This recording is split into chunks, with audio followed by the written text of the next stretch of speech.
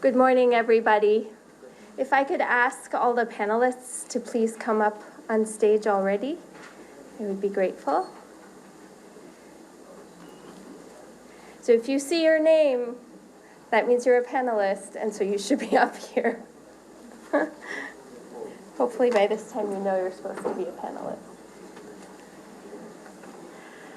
So good morning, everybody, and a very happy World Yoga Day to you all. I hope that everybody did their practice this morning. Thank you all so much for being here at the launch of the state-level Just Jobs Index, the very first index of its kind that measures the quantity and quality of employment across states in India. I'll talk more about this later, and through the course of today's program, you'll hear a lot more about how we constituted the index and its different applications. My name is Sabina Dewan. I'm the president and executive director of the Just Jobs Network, which is an applied research organization that focuses on what I believe is one of the most pressing questions of our time, which is how do you create more and better jobs worldwide and certainly in India. The Just Jobs Network is a global organization with a presence across different parts of the world. But our work in India is very much focused on both the supply and the demand side. So we look at strategies for job creation, as well as looking at how do we create a workforce that meets the needs of a very rapidly changing 21st century economy. I also have the privilege of being a senior visiting fellow at the Center for Policy Research here in New Delhi. And, I just wanted to say that generally a vote of thanks happens at the end of an event, but I think it's a really nice thing to start the event with a note of gratitude. And so I'd like to thank, of course, all of you for being here this morning. We are expecting a lot more people. It's still a bit early, and I assume that people are still doing their yoga practice today. But thank you all for being here. And, of course, our distinguished guests on the panel. So we're awaiting keynote speaker Shri Amitabh Kant, who's the CEO of Niti Aayog. We have here with us Mr. Dilip Chenoy, Director General of FICCI, and two men who I'd especially like to acknowledge, without whom this index would not have been possible. The first is Dr. Partho Mukhopadhyay, who is a senior fellow at CPR. Thank you so much, Partho, for all your insights and guidance through this whole process.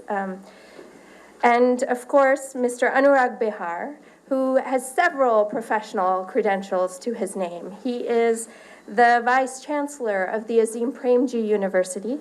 He is the CEO of the Azim Premji Foundation, and he is also the Chief Sustainability Officer for Wipro Limited. But more than his professional credentials, I think he is a man whose personal credentials as a visionary and as a dedicated change maker far exceed his professional qualifications, which are many. The Azim Premji University provided generous support for this initiative, and the Just Jobs Network is particularly grateful to them for supporting this effort. And now I would like to invite Mr. Behar to please deliver the welcome address. Thank you.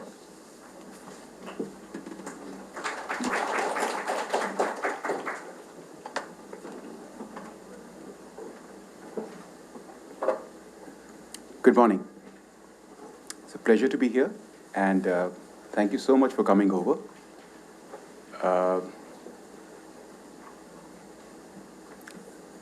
I'll say three things, and the reason I say three things is that it's perhaps easier to sort of remember if you tag it with 3, 1, 2, 3, right?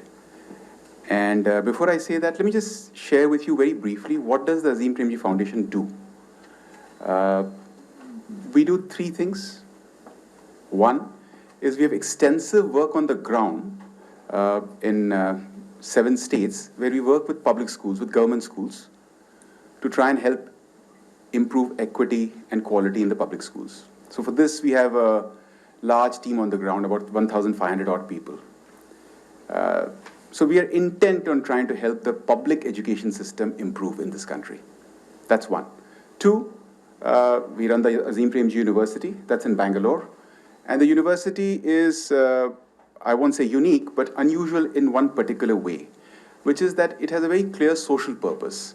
All our teaching programs and our research is focused on this matter, that how can we contribute to this country becoming more equitable, more just, more humane, more sustainable in the here and now. And third, we have a fairly large grant-making side to us, but that's outside education. We support other not-for-profits that work on gender issues, on people with disabilities, and many other such vulnerable groups. So that's what we do. Now I'll get on to what are these three things that I was going to say, and that preamble is necessary about what we do, because the first is this, that because we work extensively in school education, a lot of my life is actually in the really small places of this country. So I don't know how many of you will even know of some place called Bayatu, or anybody from Barmer district? Yeah, there's only one Barmer. So, well, my life is spent in the Bayatus and the Chautans and the Mudgals of this world, right? It's across the country. Last year, I was out in those places 120 days of the year. And it's just incredibly wonderful as to how spirited the teachers in government schools are, unlike what most people believe. How spirited they are. And that's the energy to our work.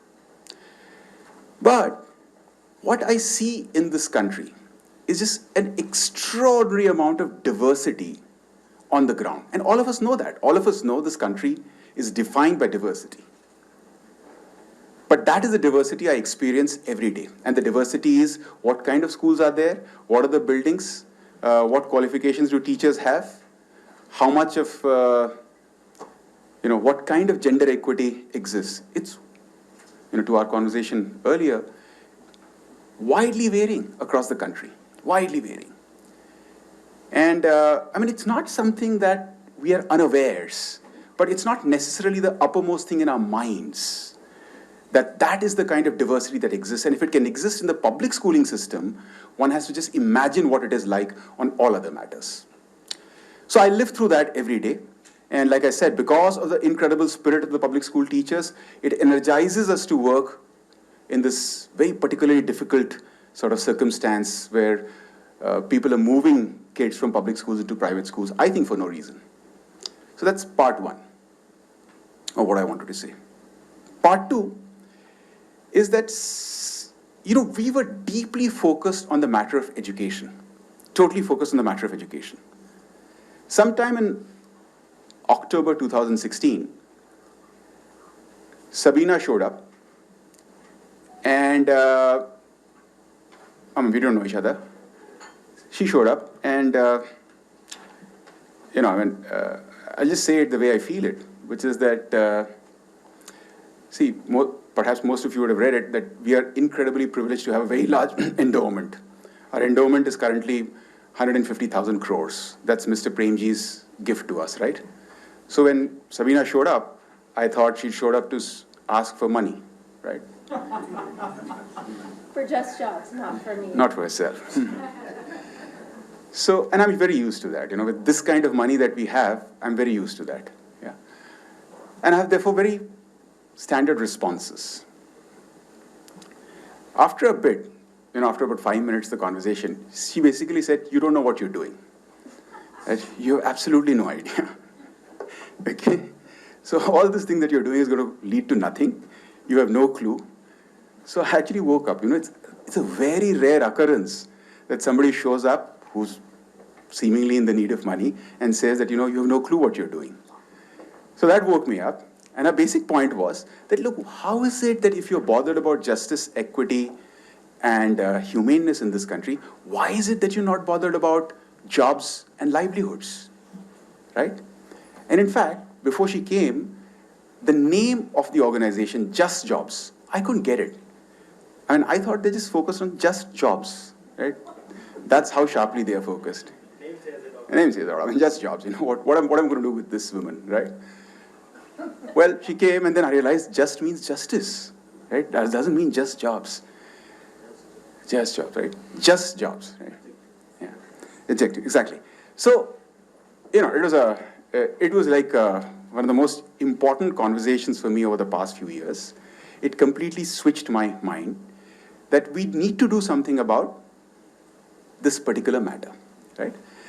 And that's how we ended up investing, recruiting. I think we have a wonderful faculty team at our university who work very focusedly on this matter. And we've invested quite a bit into this, and we think this is one of the most important areas of our work. But we also realize that the reality on the ground on this matter is such that there is no possibility of one or two or three institutions being able to make any dent. What you really need is perhaps hundreds of institutions, thousands of institutions, trying to understand the stuff on the ground and trying to then articulate what needs to be done on that basis. And that sort of leads me to the third point. And therefore, the third point was, we said, well, we're not going to do this alone. We said we must partner with other institutions. And then when that happened, I had to go back to Just Jobs because that's where it all began for me. And we said, well, could we work together? And I want to connect it back to the first point, which is where I started, and work together on this particular matter. Because, given the very little understanding and knowledge we had at that point in time, there's one thing that was clear, that one kind of solution will not be useful for the entire country. One kind of solution. You needed to break down this matter down to actually not just states, right? You really, in my view, you need to break it down to what I think of as livelihood regions inside states. Those of you who are familiar with Uttarakhand, the dynamics in Kumaon is quite different from the dynamics in Garhwal, right? Or if you're in Karnataka, coastal Karnataka has no relationship at all with what is there in northeast Karnataka. None.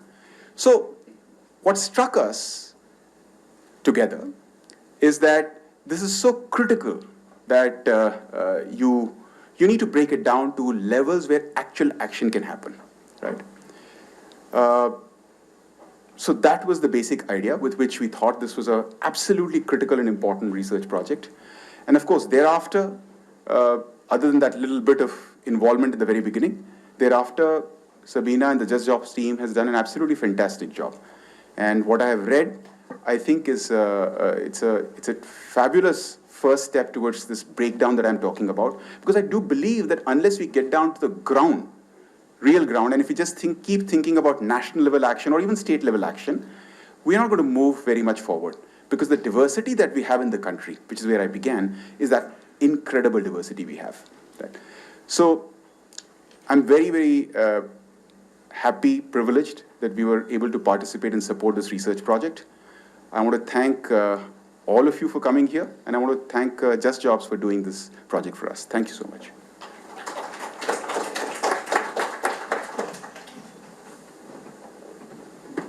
Thank you.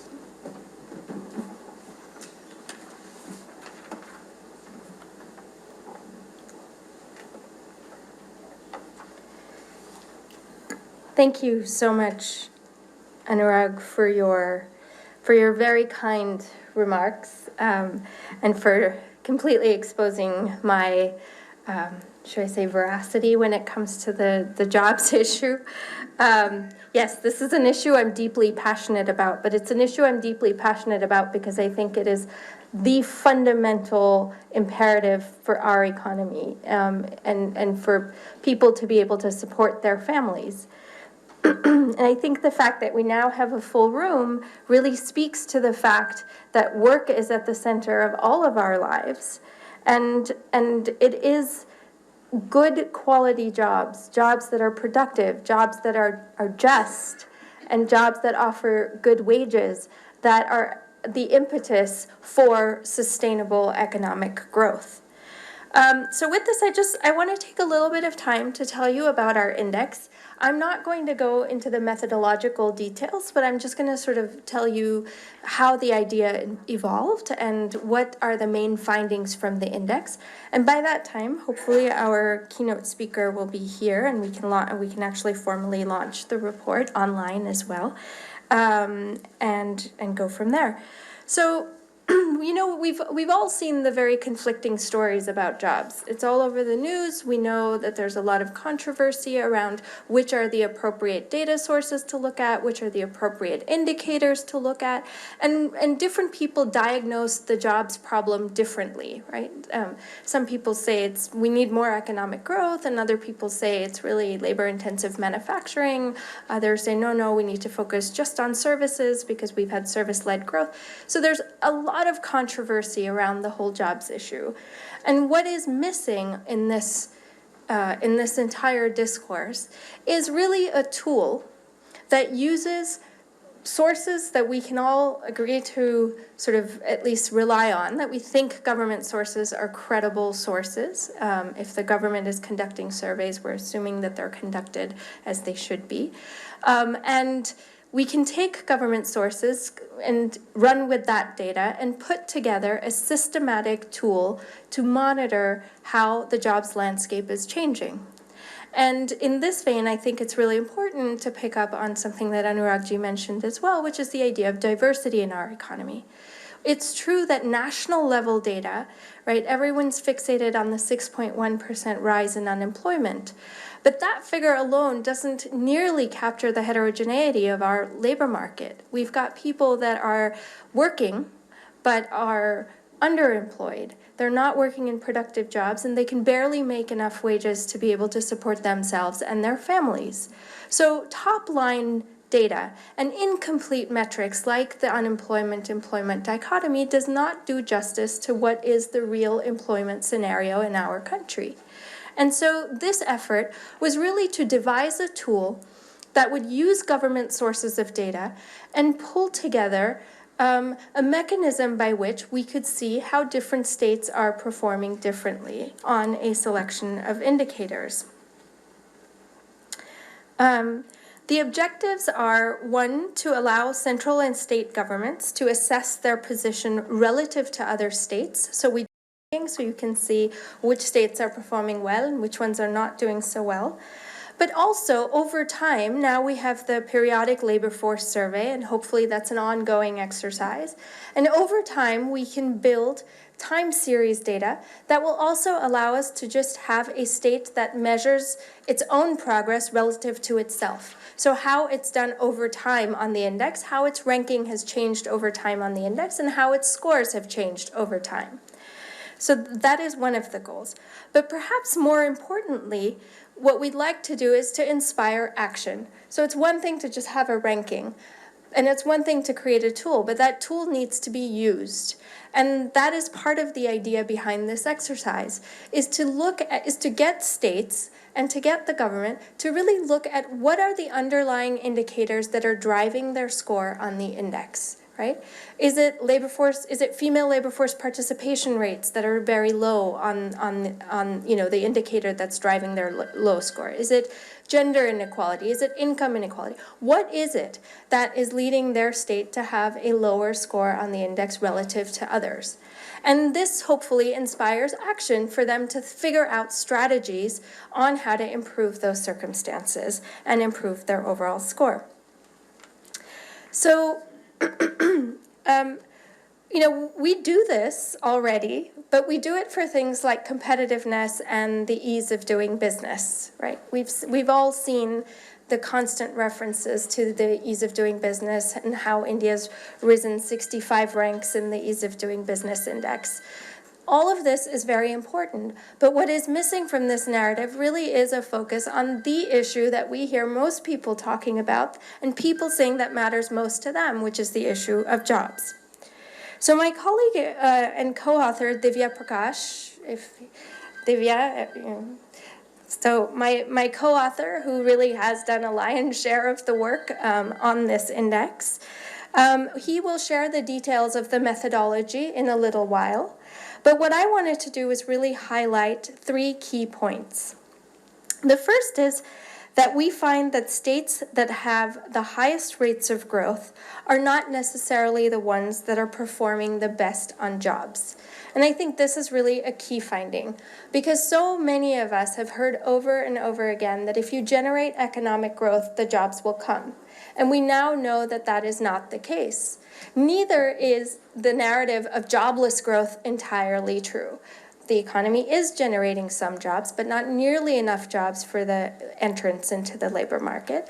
But more important than how many jobs the economy is generating is the question of what kind of jobs, right? Are these jobs good, productive jobs? Are they jobs in sectors that actually promote economic growth rather than the other way? Let's generate growth and then redistribute the benefits. Redistribution is important. It is important. But our first step should really be focusing on what is the composition of economic growth.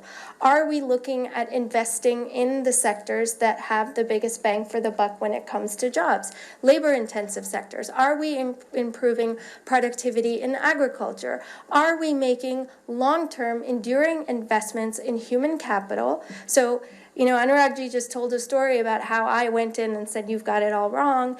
He had an equally important impact on me in recognizing the value of basic education, and more importantly, the importance of basic education and cultivating employability from school years. We cannot skill our way out of this problem. We cannot fix the fact that 361 million youth between the ages of 15 and 29 are looking for employment opportunities.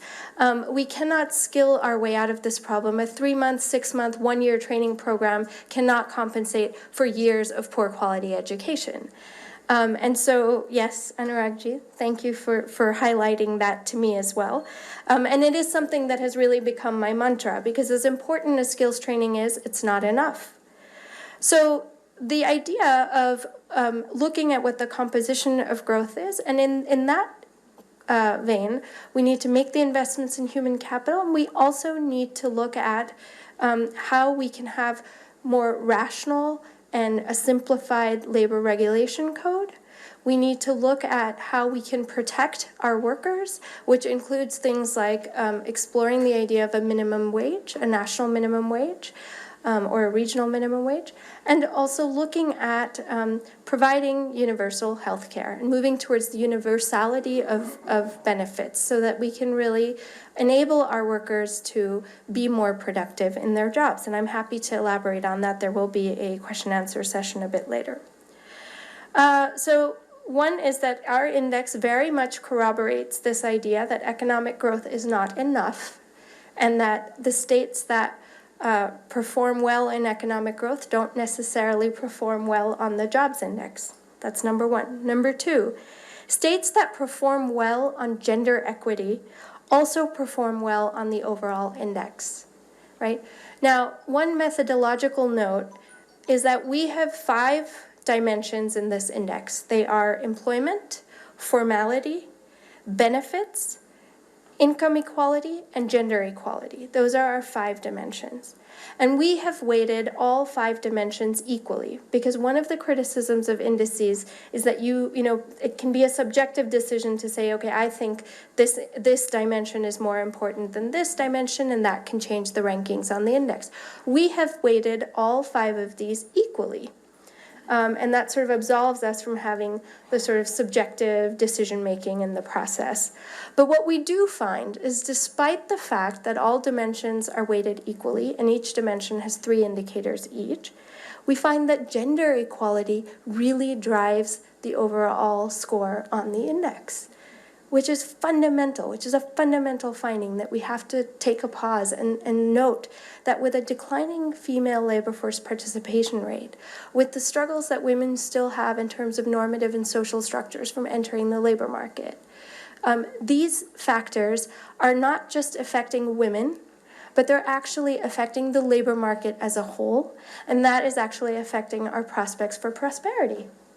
And that's a really fundamental point, and that's a key message that I would like for everyone to take from today. And then, since I started down this, this idea of the equal weighting, indices excuse me, I will be the first to acknowledge that indices are a subject of criticism. I myself criticize them all the time. And I'm also, my organization, Devya and I, are very open to criticism, so please share your criticisms with us. But we recognize that when you aggregate information, a lot of nuance is lost. That is true. Yet, having one number that takes a whole host of issues, very complicated labor market issues, and gives you one number that you can look to and see the changes on is extremely powerful to inspire action and to draw attention, right?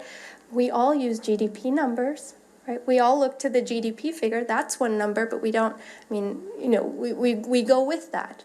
So why not also look at a jobs index? And as I've said, we've taken extra measures to ensure that the index is constructed in a way that is not subjective, but that is a very objective methodology. We've used government sources, and we've adopted equal weights for all the dimensions. But I also want to introduce you to a data dashboard that we have put together. We created a data dashboard that actually puts all of the information, the methodology, the maps, the dimensions, everything on a website. You can go to this website yourself, and you can actually play with the weights yourself. And I'll just give you a very quick demonstration of how we might do that.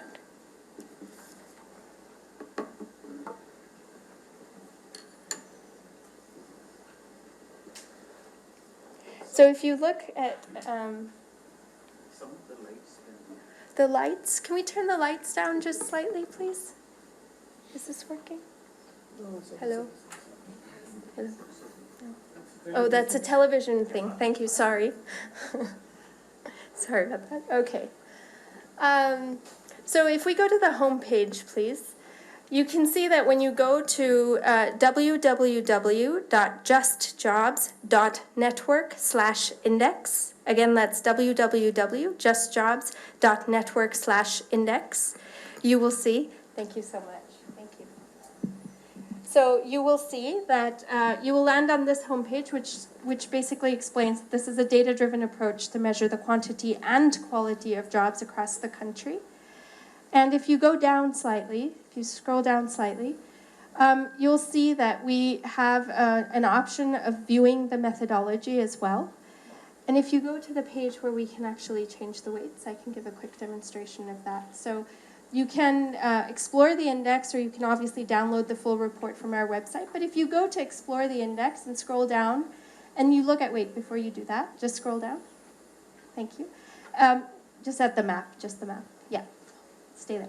Okay, so if we look at the map, it's color-coded, so you can see which are the states that have performed the best on the index. So the dark blue are basically Andhra Pradesh and Maharashtra, that are the states that have performed the best on the index. And you can see how the map is shaded to show you how the rankings change. Now, as I said, we've weighted all dimensions equally. So if you go to the launch weight adjuster, you'll see that right now, each of them have 20 points each. But if you reduce all of the weights, let's just say we increase the weight on employment to 80, but reduce the others. So you can reduce all the others to 5, just to see.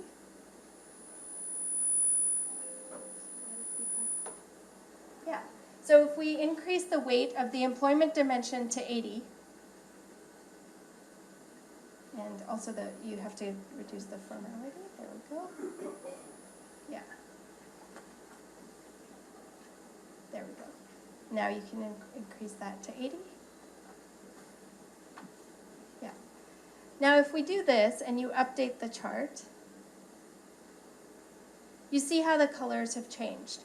And if we look at Gujarat, for example, just scroll down a little bit, please, Mahit. Thank you. If you looked at, in the previous version, Gujarat ranked number 18. And now we actually see that it ranks number 6. So how you change the weights, which you can do. You can go home and everybody can try this at home. I encourage you to try it at home. you can actually change the weights and you can see how the rankings change accordingly.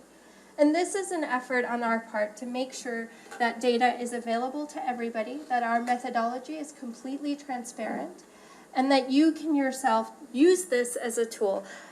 This exercise is only as good as its users. So please, we encourage you to take this, run with it, use it, play with it, and see how the jobs landscape in India is changing, and hopefully as we become, have more and more time series data, we can update this on an annual basis.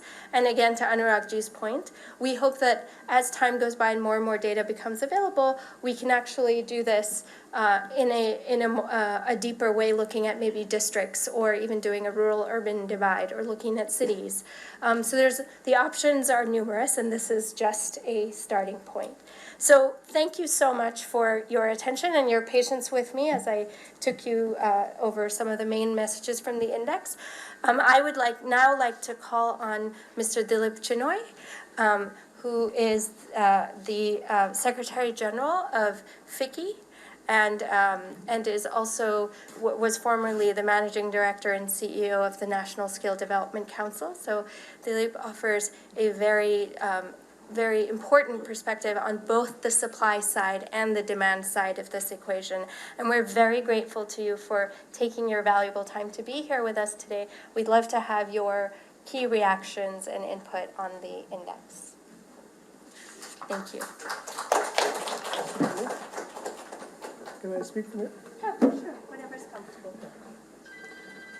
So thank you, Sabina, for this opportunity to be with you. First of all, I'd just like to congratulate Just Jobs Network and also the collaboration with Anurag and Partha for this index. I think it's a first. It's a tool that measures the pulse and of the nature of the job market. And as you've heard, both Anurag and Sabina talk about that the findings of the study has been based on data. And the data is not uniform, the data is not current. It is also a demand side estimation there.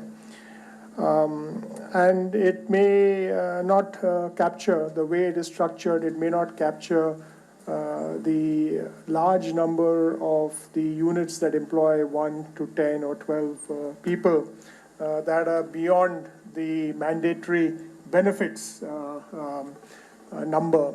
So in that respect, some of the data may be skewed, but again, I think the study just underlines we need data, we need better data, quality of data, we need more current data.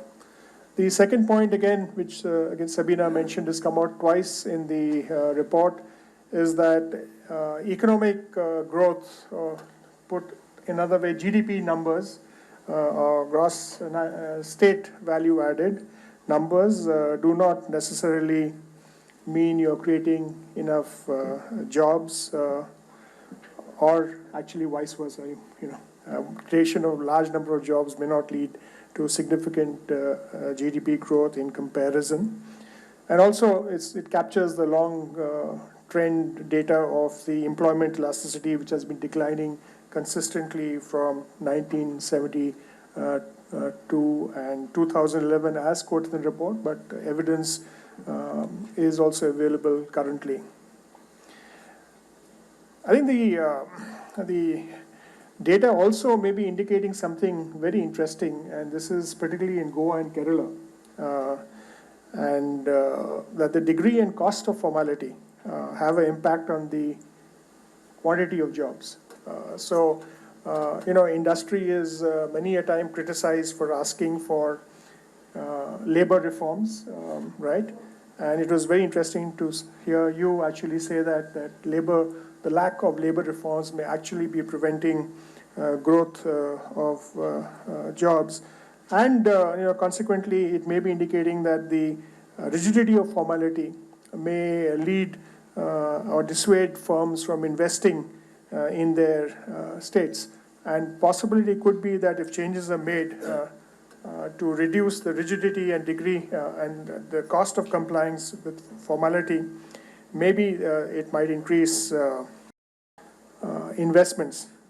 But it's very interesting. There are two sides of it, and there's a lot of debate happening in the media today and amongst different experts that it's not necessarily that employees want a large portion of their wages to go in for future benefits, and especially as the younger generation wants more cash in hand.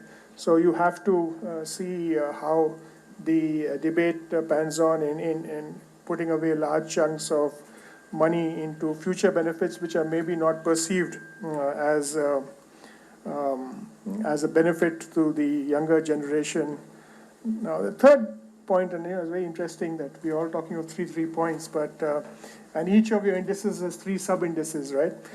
Is that just as you did a state index, right? For India, within states, actually the variation is huge.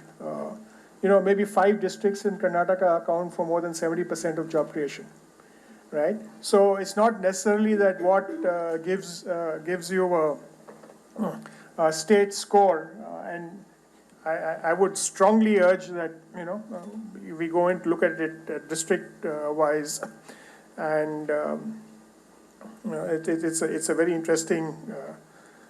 I think the dashboard is great, right? So whatever anybody may have criticism in terms of weightage or the type of data you want to analyze, you can do your own analysis. And if you're thinking of investing in a state and you favor a particular criteria, in fact, there are some automotive companies who have recently invested in India and invested in Anantapur and other places where there were no workers. And they said, our strategy is to go where there is no automotive cluster and where there are not enough workers because we want to do something for. So it has a very interesting opportunity for individual investors and companies to look at it, and also a tool in the hand of policymakers at the state level, what they want to do. One thing which maybe needs to come out and has not yet come out, if you look at the states with low women labor force participation rates, it's actually a little more than social. I think it's safety, it's availability of worker housing. I think worker housing is the single most critical thing. If you look at Bangalore, while the IT guys can afford all the new housing that is coming in, but many forget that Bangalore was also a cluster for textile and apparel export. And those people now have to relocate because even busing in people for 2 hours is not enough. So if you look at worker hostels and worker housing, and given the experience of, let's say, what they've done in Surajinagar for government housing, where they've got commercial at the bottom, there is a viable model, and I think that would really change. And then, of course, it has impact on wages, right? So if you take the real cost of housing and the real cost of food without anything, then the real minimum wage may go out of whack of what we can afford.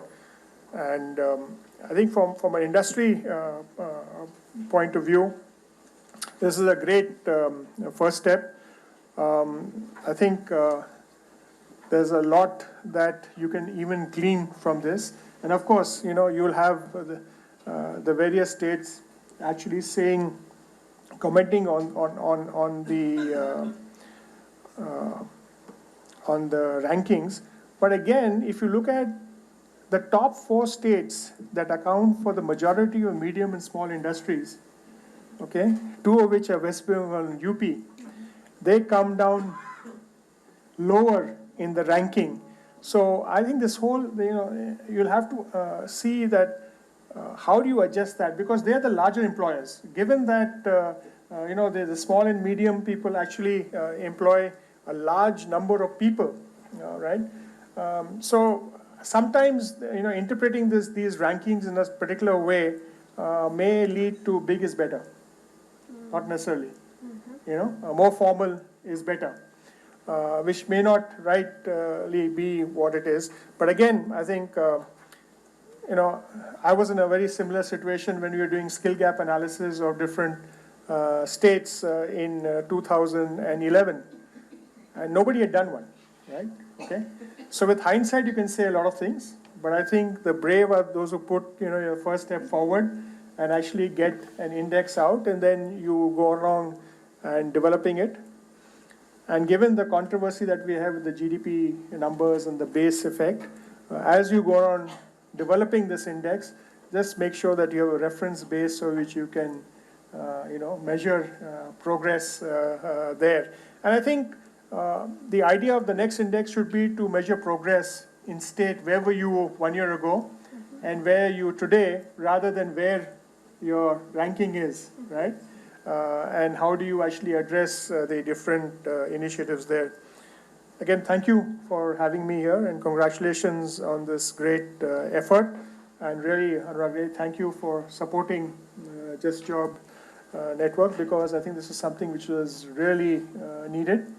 And hopefully, you will address the supply side at some time in the future. So thank you very much for having me here. Thank you. Thank you so very much, Dilip, and to say that you've sort of been engaged with the Just Jobs Network in some ways for quite a while now, and I'm very grateful for your insights on, some of the reports. We're going to soon release a report that looks specifically at access to employability for vulnerable youth, and Dilip's been instrumental in helping us, sort of in providing us insights for that report as well, and now your insightful comments here today. I just wanted to pick up on a couple of things that I think are really fundamental.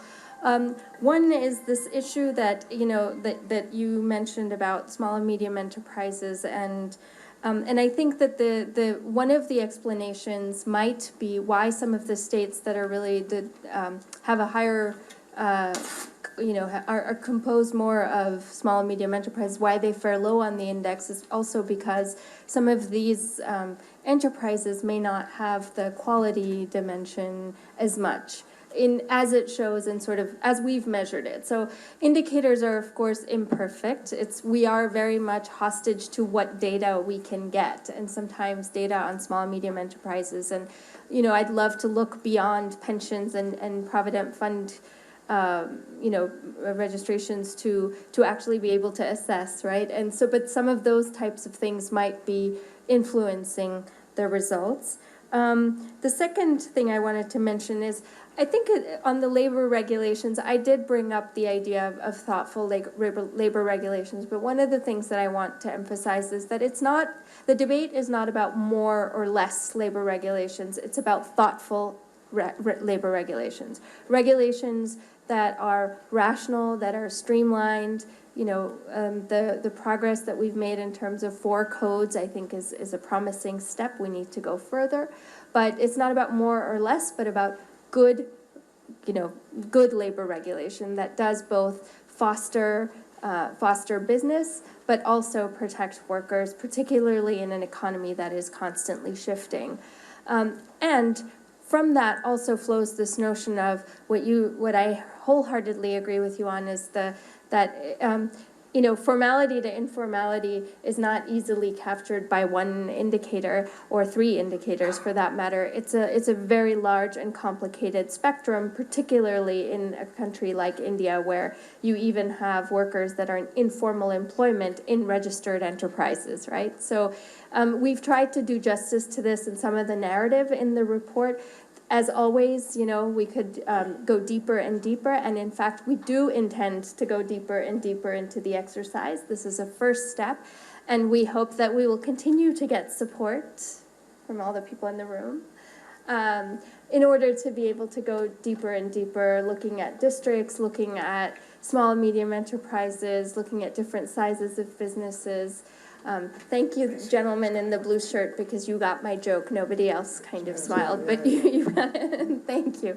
And so we hope that, as we go forward, we can make this a more robust exercise, absolutely, to be able to have states that kind of look, at their own performance over time, but also use use the rankings to drive effect.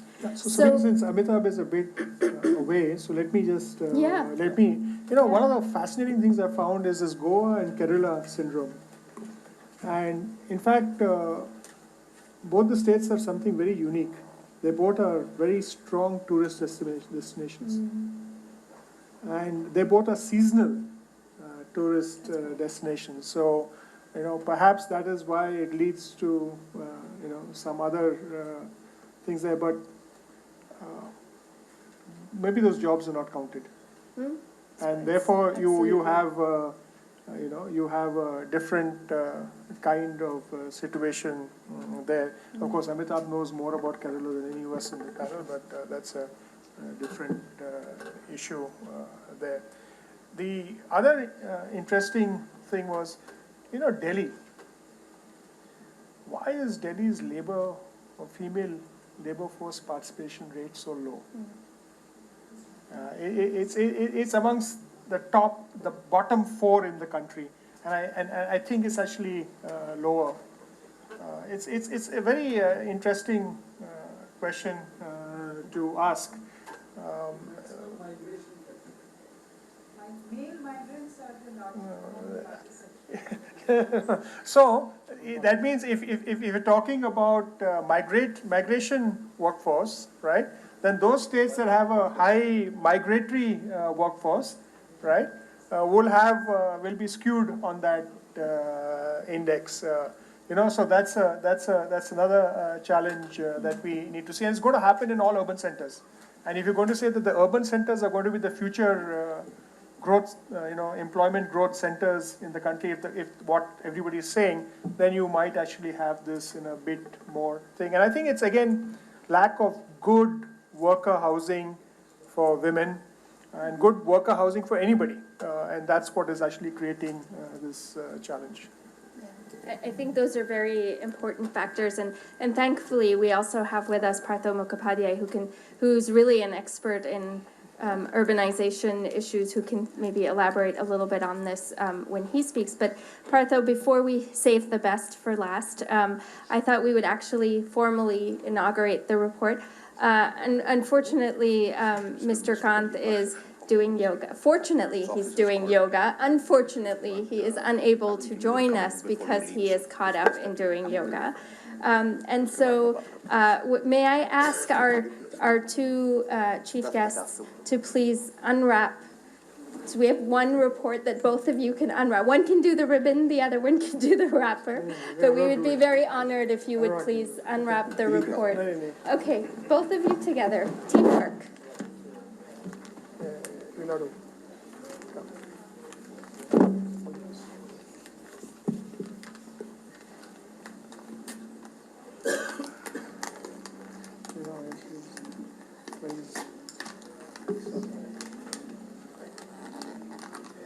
I'm in the habit of trying to predict that. Sorry, we're trying to predict your wrapper.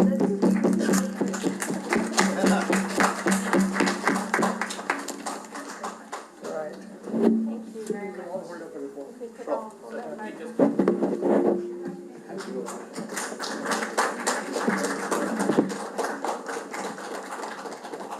And actually, is Divya in the room? Divya, can you please join us? You have a copy, but we're releasing it formally now. This is like the formal enterprise in India, right? So you have the same story. And now it'll go online.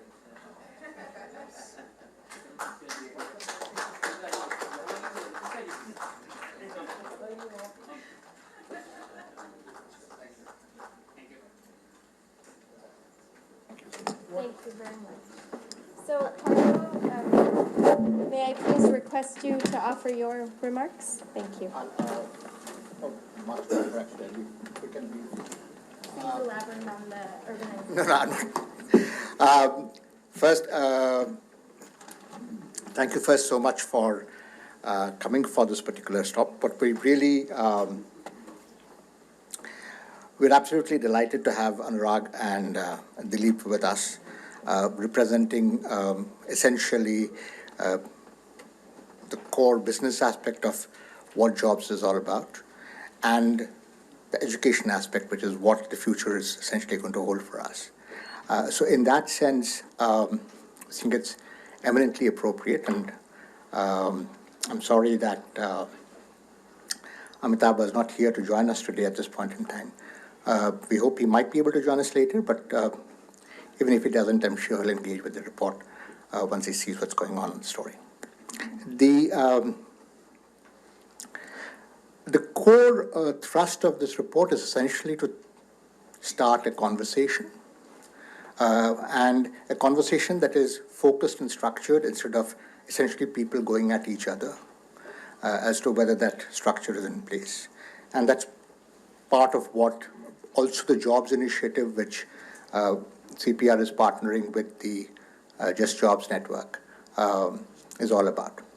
There we're focusing on gender, technology, and formality, and all aspects which sort of pick up in this particular report.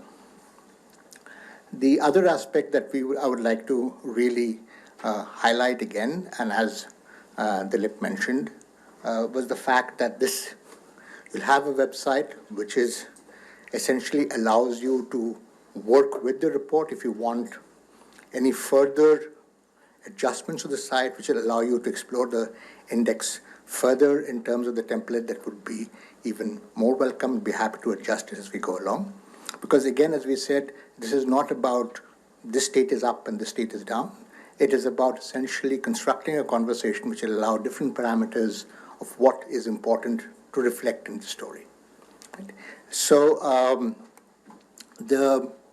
following this, there will be a detailed presentation of the methodology behind the index.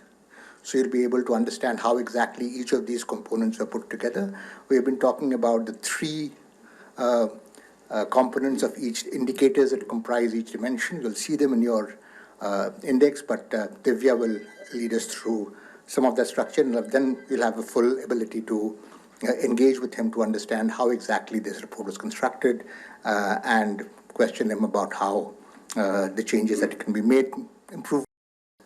For example, Dilip was talking about just cause. Again, also, I'm sure that we had a great time engaging with the report. I have in the room my colleague Shomindro, who was, as you can see, acknowledging the report and structures, was helpful in trying to put us together a number of these structures in place. So thank you for that.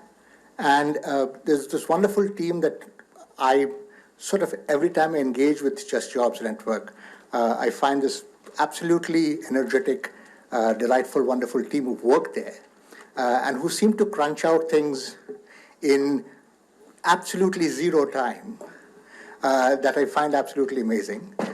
So thank you for doing that. And finally, if I, without sort of taking any time away from Divya, really thank you for coming out today.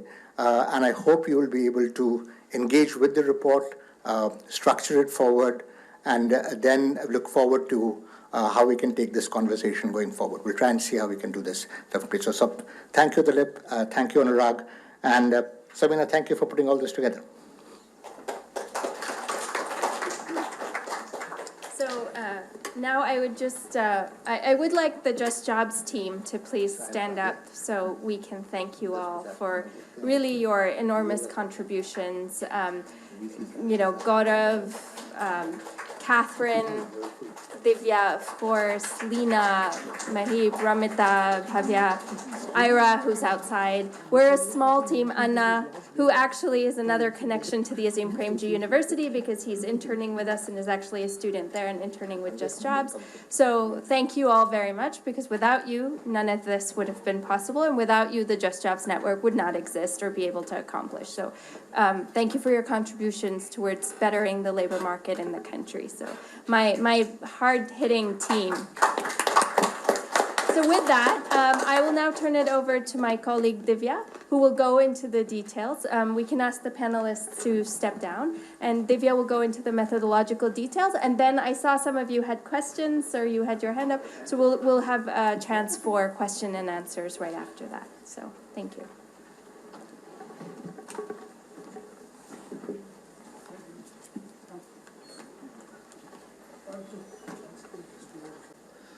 Good morning, everyone. I am Dev Prakash, Senior Research Associate at Just Job Network. I am glad to present this report, and I welcome you all. So, why the Just Job Index? It is the first measure which rank a state based on their performance on quantity and quality of jobs.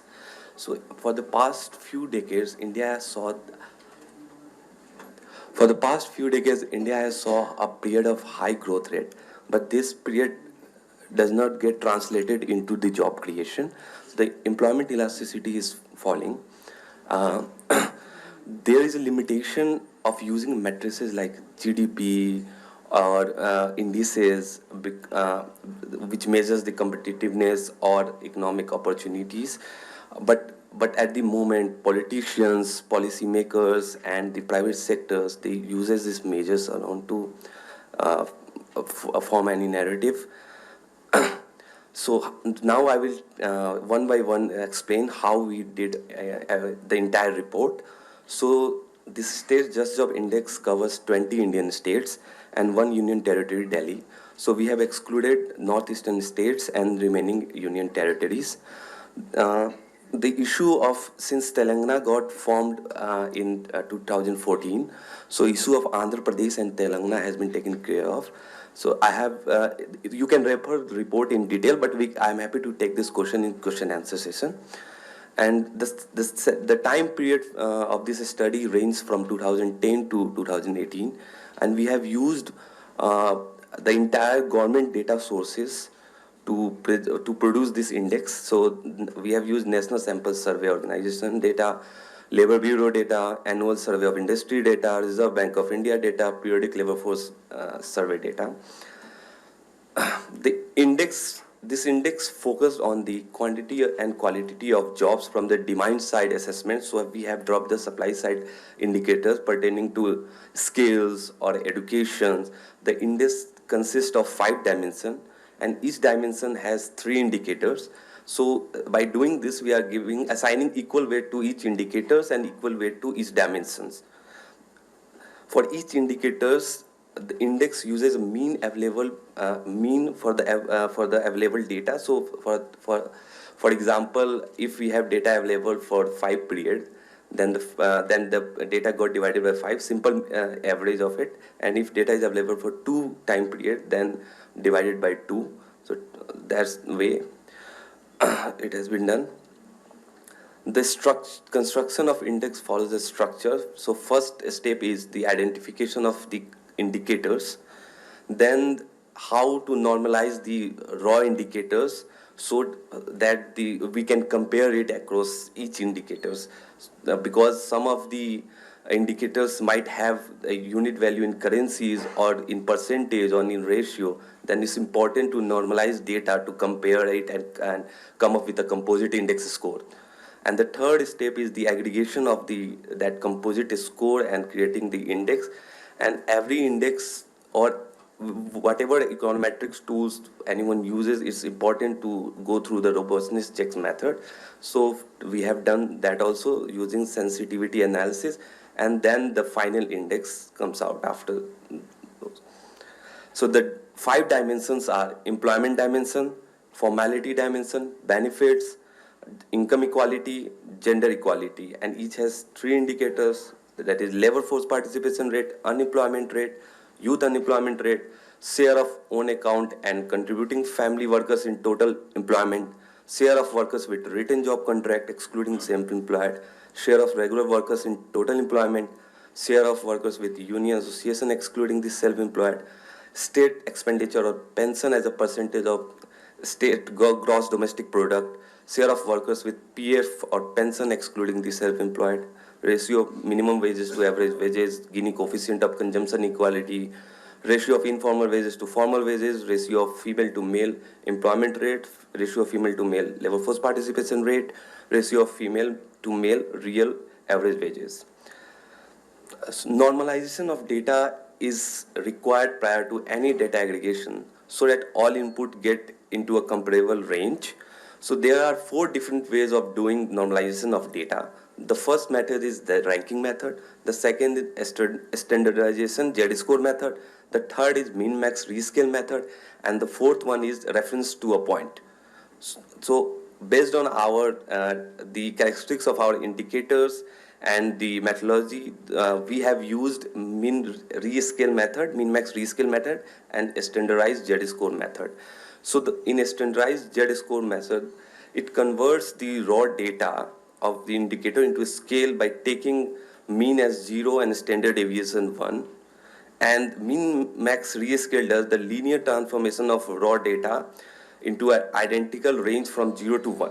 So for the purpose of report and for our web portal to be similar, we have converted the value from 0 to 1 into 0 to 100 range. Sensitivity tests are performed to check robustness of the composite index score. The test explores, so we delete one indicator at a time and examine the impact it has on the ranking of that, the entire ranking of the state. And the main of doing this test is to measure the relative shift in the ranking of state.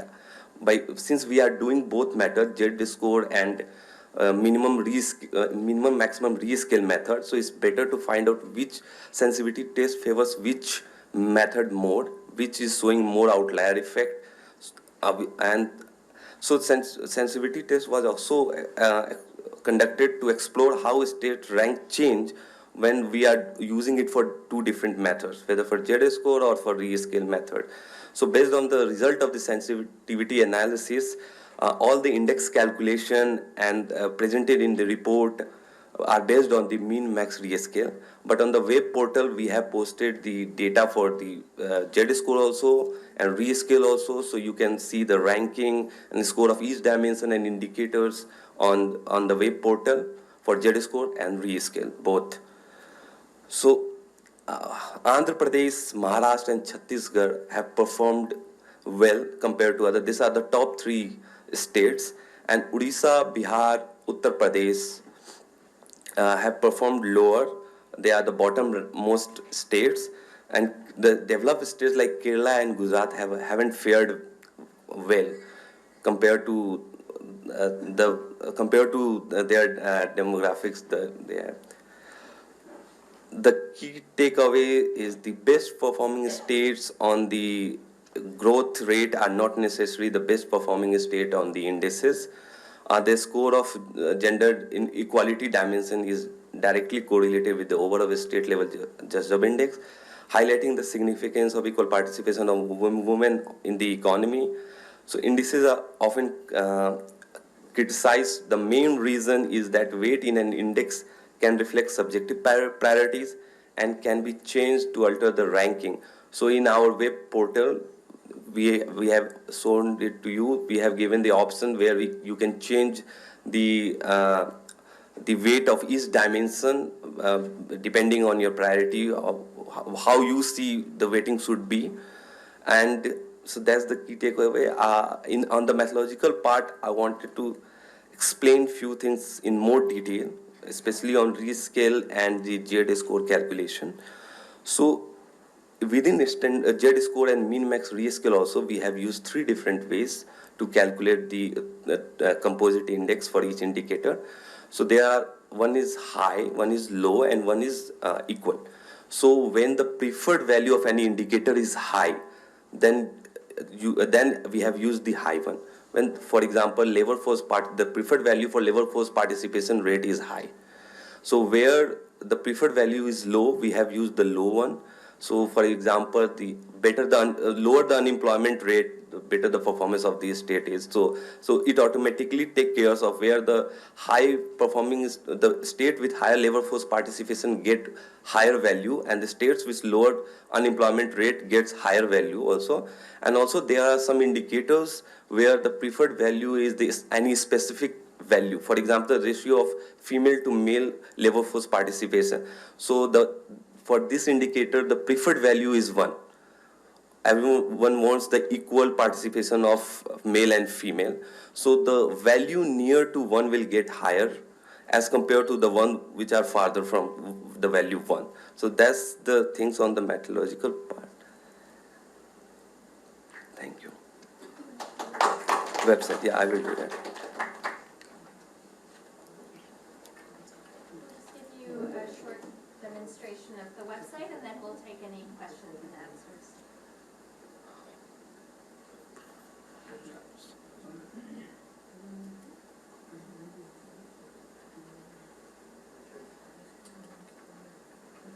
Where is?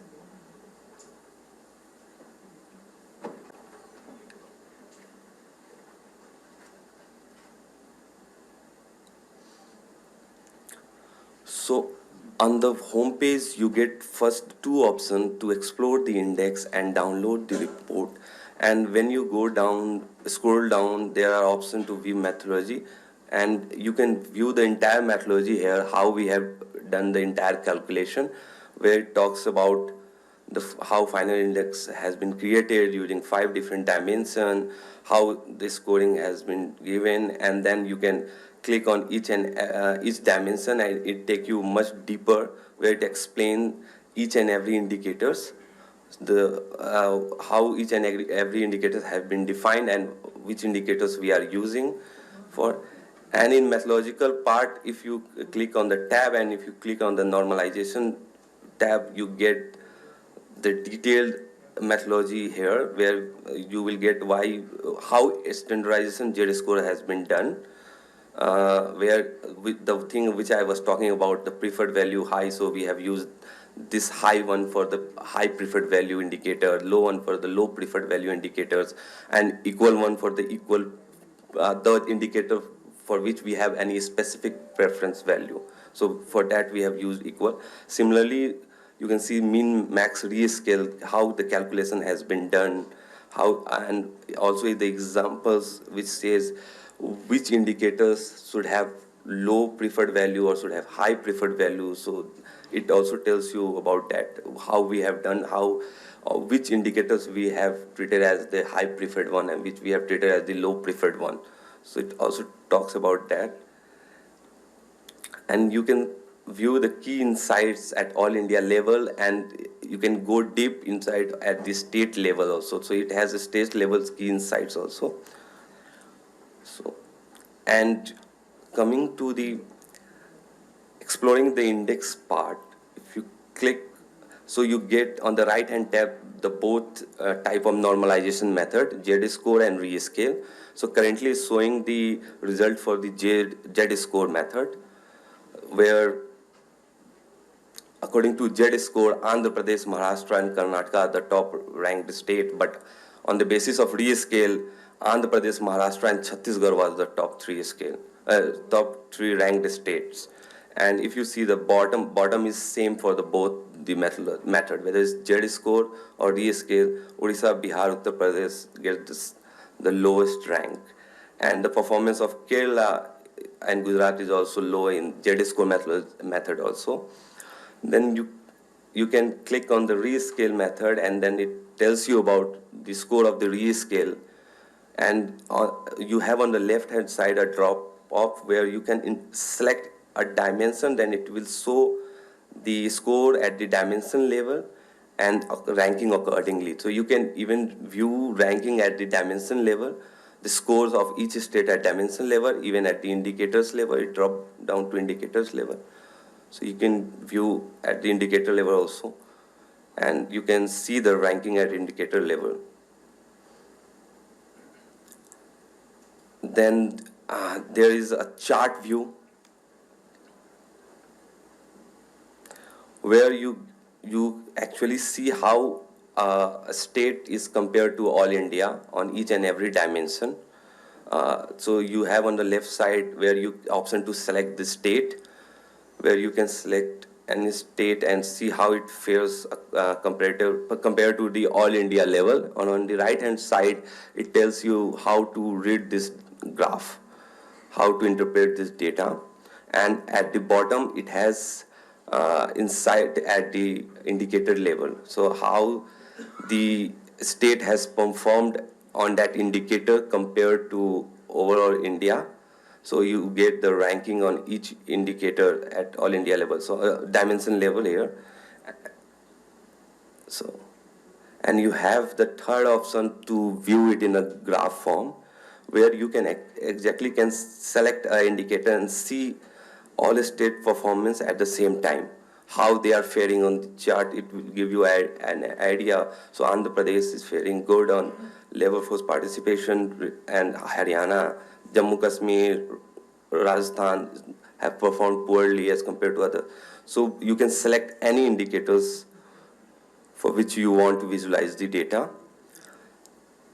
And Sabina has already explained you how to adjust the weighting parts. So here you can do that weighting part also under explore data. So you can use any different weight you wish to at the dimension level. So this weighting is available at dimension level, not at indicator level as of yet. So that will be the, yeah, that is the next step where we will try to allow you to even weight each indicator according to your wish.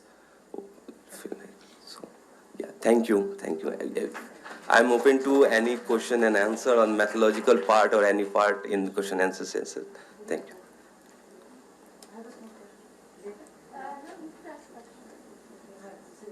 Talking about these scores and min-max scales now. Recording. Simi from CISO Cybersecurity, we are also empowering technology actually for talent acquisition. But having said that, when you talk about these scales and min-max scales, amongst the 15 indicators, where was the normalization done to the highest? I mean, which is the lowest, closest to the actual realities? You know, when you normalize data to get insights, you end up losing some insights. So amongst the 15, let me just put that gender parity, wage parity. Was that a bad index? Or where have you normalized the most to hide the maximum? You understand what I'm saying? I think so. You get what I say? When you normalize the data, you lose some insights. Yeah. Which are some few insights which you like to talk about, which you lost by normalizing data? Sure. We will talk about it. We can take a few more questions maybe? Yeah.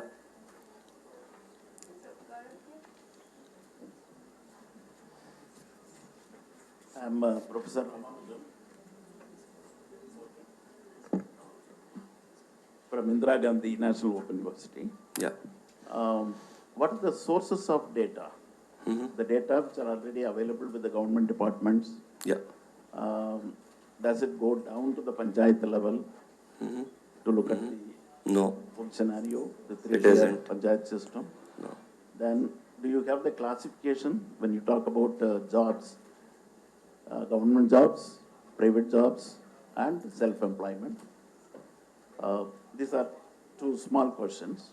One observation is when you go for collecting data and ask the states to assess themselves, self-assessment, don't you see the possibilities of manipulating the data and then giving you the figures which need not corroborate with the reality?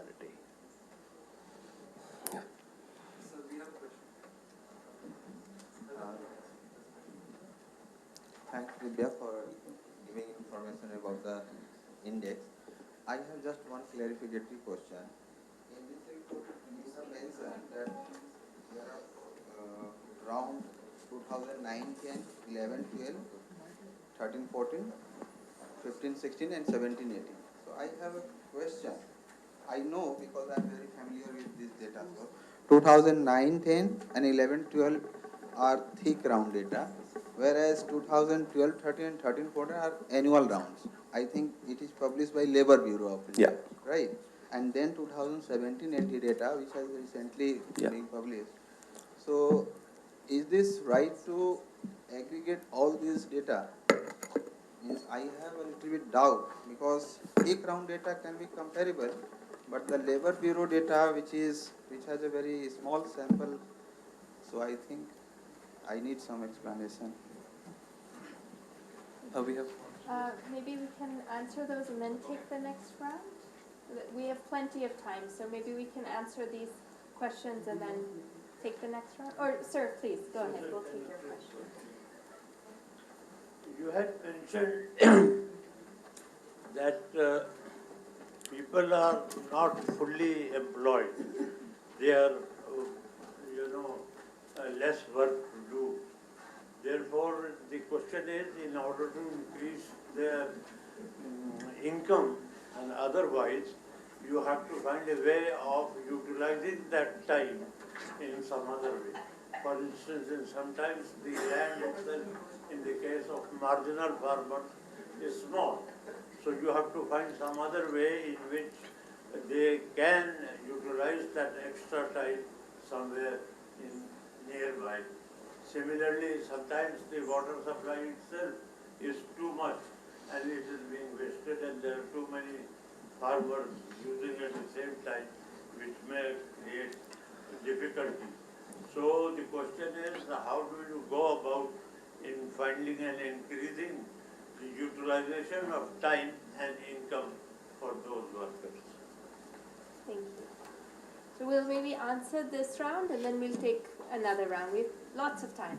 So Divya, take whichever ones you'd like to answer and then I can go back this way.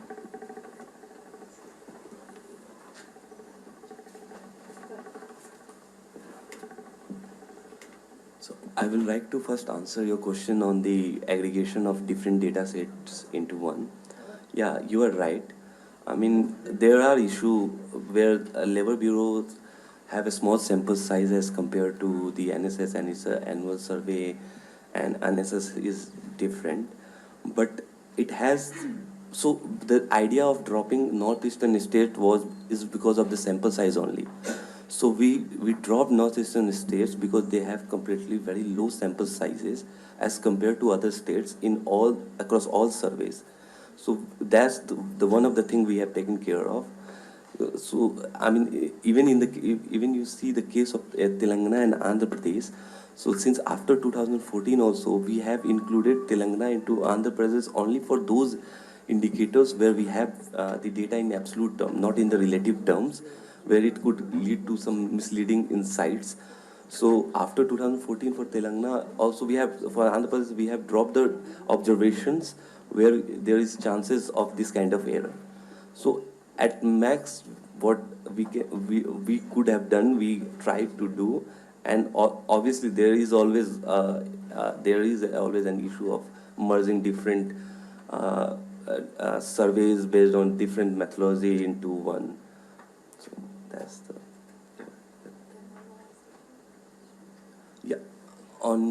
so basically the Z score standardization. So there are more chances of dropping the insights in Z scores as compared to rescales, because if you normalize the value from 0 to 1, so it only takes care of the 99% of the reason and it drops 1%. So it creates outlier effect also. So due to that also, in our robustness checks is failed because there was huge variance when we are dropping one indicator and then comparing the ranking of each states. And when we did the same exercise for rescale, there wasn't much variance. So in report, we have used rescale and tried to not to I tried max that we don't lose any insights. So I can say surely based on the rescale, we aren't losing any key insights. So it's a commendable job done, and it's going to take, very small Yeah. decisions hopefully would be based on Yeah, it. yeah. So any mistake done at your level can define. We know that issue, and that's why we looked into each and everything multiple times to make sure that we do not lose any key insights. I'll take a couple of the other questions. So data sources, I think Divya mostly answered the question, but we basically use Labor Bureau, National Sample Surveys, Reserve Bank of India, and the PLFS, the Periodic Labor Force Surveys. And in the report, there's a table at the end that actually lays out the years for which we use this data. As you can imagine, as everybody knows, the PLFS just came out recently, so you can imagine that we had to actually go back and redo a great deal of the work all over again to include the most recent data. I also, someone asked the question about, by providing this kind of tool, are we not also giving people a tool to manipulate the story? I don't know who asked that question, but Thank you. I think that's a really important question. And I think that's part of why it was important to us to do this effort, to actually have a tool where we can compete with, I shouldn't have used the word compete, but but we can lift up the idea of the jobs discourse on the same plane as the doing business. If it's important for us to foster an environment that's conducive to investment, we should also be able to foster an environment that's conducive to jobs. So that was one of our goals. But the second part of it is really that I think this tool is very important, but we made it transparent so that we can also educate people on the fact that indices can manipulate the story, right? The Ease of Doing Business Index is only based on 2 cities, right? It doesn't reflect the entire reality of the nation. And we've made our methodology completely transparent, given you the data, so that even the public can actually educate themselves more and be more aware of the fact that these types of numbers can always be manipulated, and we need to be more vigilant. So in fact, I think by creating this tool and making it completely transparent, we're actually hoping to inspire and educate more of the public rather than being subject to that kind of manipulation. So I hope that answers your question. With regards to public and private, I think that's also a really important question. So we, in the report, also lay out the different types of employment. So we look at casual workers, at self-employed workers, at contract workers. So we do go into some of that. But again, we are constrained by what kind of data is available, and we haven't actually looked between public and private sector. So, but that is something in the future. And the last thing I'll say, and then we'll go to a second round of questions, is with any sort of exercise where you're aggregating data, the idea is, or any survey, even just a full, quantitative survey that's not an index, anytime you're doing a survey that is measuring the reality for a large number of people, you inevitably lose some nuance and some level of detail. So in this report, and in almost every single report that we have written at Just Jobs, and with Anurag Bihar here, we really emphasize the importance of texturing any data that you find with real stories, real experiences on the ground, because no matter what, data cannot itself capture the realities, the nuanced and complicated realities of people's lives. Data is important, but it needs to be textured with reality. And so that is our attempt, and as we build on this, we will hopefully go deeper and deeper into providing you more of the, Just Jobs' own experience from the field, as well as other experiences from CPR and other institutions that do extensive field work. If we can bring that kind of sociological work or ethnographic research into this, I think that would go a long way in texturing the sort of broad aggregate stories. So we can take some more questions now. So this gentleman here, Anna here first, and then. Yes, Ms. Sabina, in your title and your report, there are 2 words different, what we call just creation of just job or good job. Yes. One thing. The second thing, the previous government said Jan Dhan Yojana. That is also very ticklish issue. They say we had come out with so much loan. So that has been undertaken, simply giving loan creates job also. We'll take another question. Hello. Yes. I must thank you for your effort, but my thing is, these are all government data. They are unreliable and very old. Anyway, but they are past also. Now my question is to Mr. Dr. Anurag Bedar. Sir, my question is to you specifically, to you. So the question is, with the disruptive technologies, cloud, artificial intelligence, VR, AR, Internet of Things and all that, India is rising in the sense, India is trying to be in the world field. Now, with these all technologies, job losses will be tremendous. We are not very much now thorough to understand what it is. I had interaction with a Secretary Department of Science and Technology, Government of India, I told him, you IS fellows in the civil service, the standard is class 10. With this standard, how can you formulate a policy which have all these disruptive technologies? He said, we'll hire experts. Unless you know, you cannot hire anybody. Now, with the reality is, we are having underemployment, unemployment, huge amount of job loss, and in 3 years' time, the thing is so bad, one cannot even tell, and nobody is telling about it. Now, question is to Mr. Bedar, what is the solution? Because I somehow, the organization you represented, I have got a high regard for your organization. You tell me, sir, with this sort of disruptive technology arena, what is your take so that we can have a healthy job market? Very good question. Please, go ahead. Sure, why not? And it was such a passionate question. Go there and tell.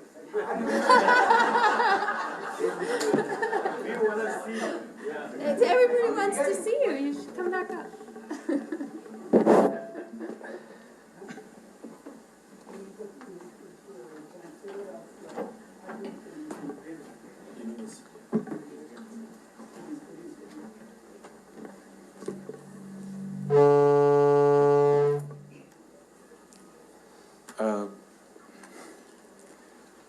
Sir, I can only disappoint you. I can only disappoint you, I said. I don't have an answer. I think that on the matter of artificial intelligence, on the matter of big data analytics, on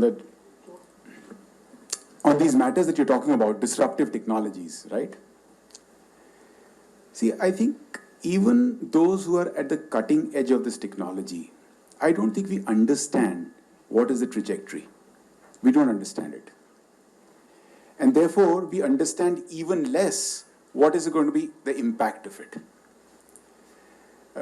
I feel it's important to acknowledge that, because unless you acknowledge your ignorance, you will not even gain the knowledge, right?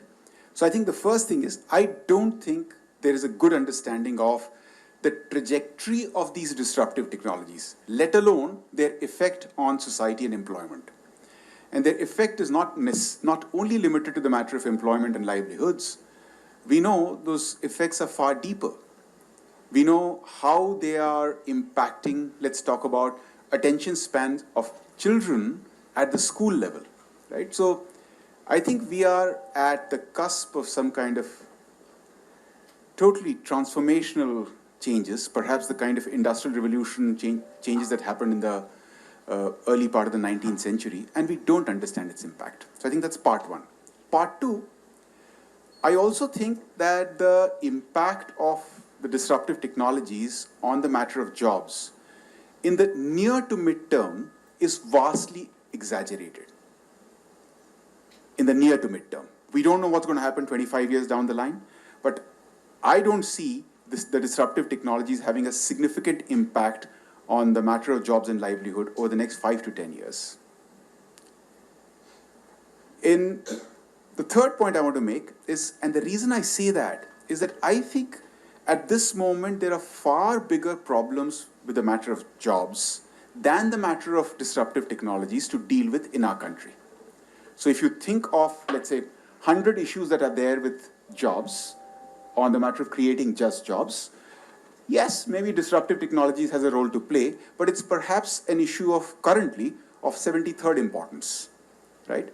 So I would think that it's far more important for us to focus on many of the critical matters that are there underlying this index and many other things that are there, right?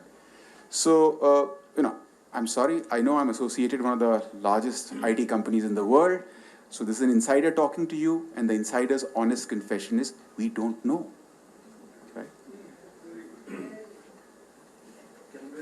If I could just quickly add to that and take sort of chair prerogative here. So as always, Anuragji, I'm going to respectfully disagree with part of what you've said, because that is what I've become accustomed to doing.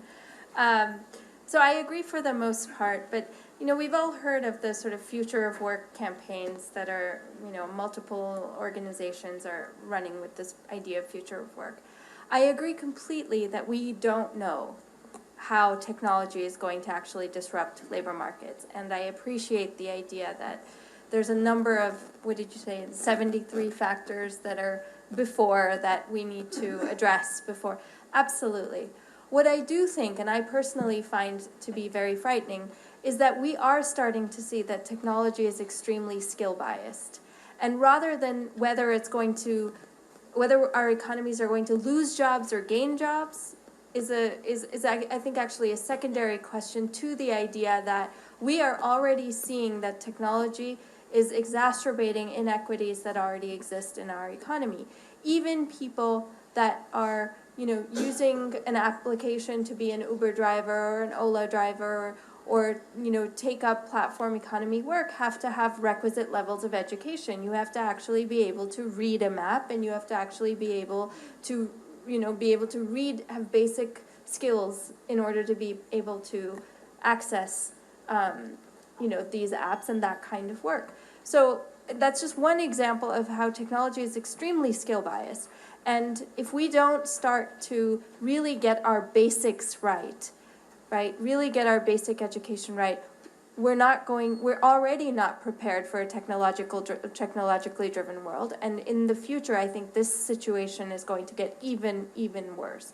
So the skill bias nature of technology is much more frightening than this question of either more or less jobs. But I agree completely. We don't know enough. We need a lot more insight, a lot more work, and the ability for data and research and institutions to actually keep up with the pace and scale of change is really limited. So we're actually racing against ourselves as far as these disruptive technologies are concerned. And we do need to start thinking about it and regulating, to be honest, in different ways. I also wanted to I appreciate you pointing out the issue of just and good jobs. And to be completely honest with you, we changed it. It was creation of just jobs. We changed it on the agenda because we were just using the word just too many times. It was really, but by just jobs, we're referring to really jobs that have both the quantity and the quality of work embodied in what a just jobs is. So productivity, wages, rights, as well as the right to work. Right? Jandan.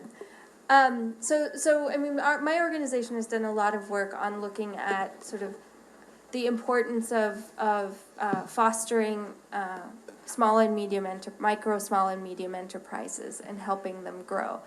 I don't think that any singular factor is a determinant in helping businesses grow. I think that it has to be an ecosystem of support. I personally don't think that the focus on entrepreneurship alone is going to fix our employment challenge. I don't think everyone is made to be an entrepreneur. I don't think entrepreneurship is easy, and I don't think that just having access to finances is going to make someone an entrepreneur. So I'll leave it at that in terms of my...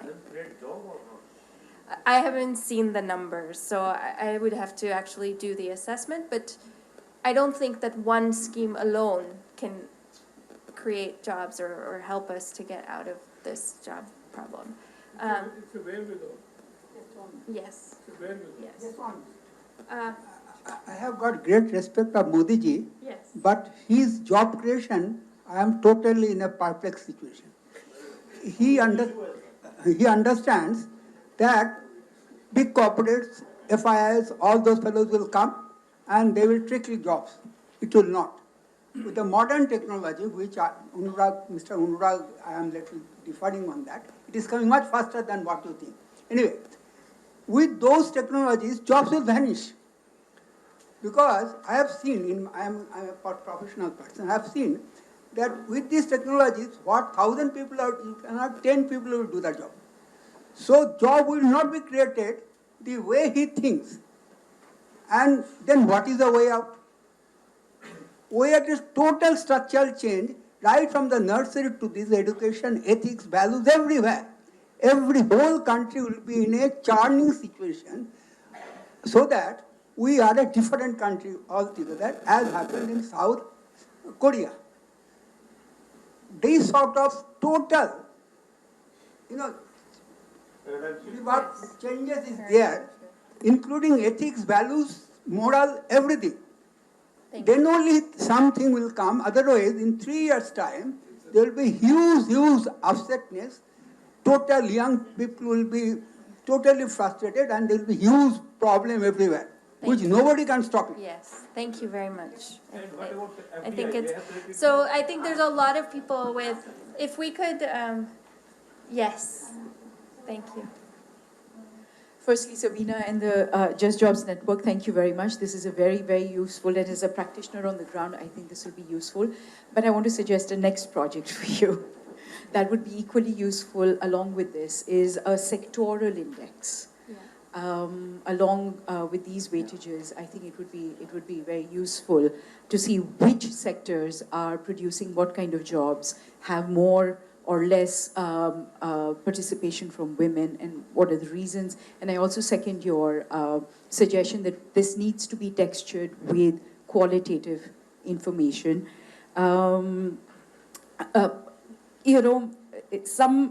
I can't resist but respond to some of the issues that were presented from the dais, but not necessarily the Just Jobs Network.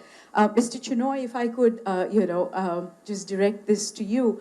I've been hearing, even from some top exporters in Gurgaon, this issue of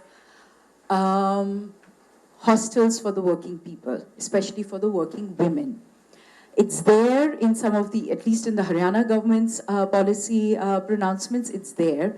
My question is, why are the industry associations like yours not working on it with the state governments to actually provide for that kind of housing? Does this have to do with the capture of the real estate market by certain forces? If you could shed some light, that if industry itself has identified affordable housing as an issue, why is it not working on it? Or if you're working on it, in what direction would you be taking that? And I can't help but also register my protest at your remark about cost of formalization. I think, and here, if we can also talk about a little bit about what, not just the future of work, but what the current evolving employment framework is looking like. The gig economy, the large swaths of casual contract workers who are not being brought into the formalization network, all in the name of costs to industry.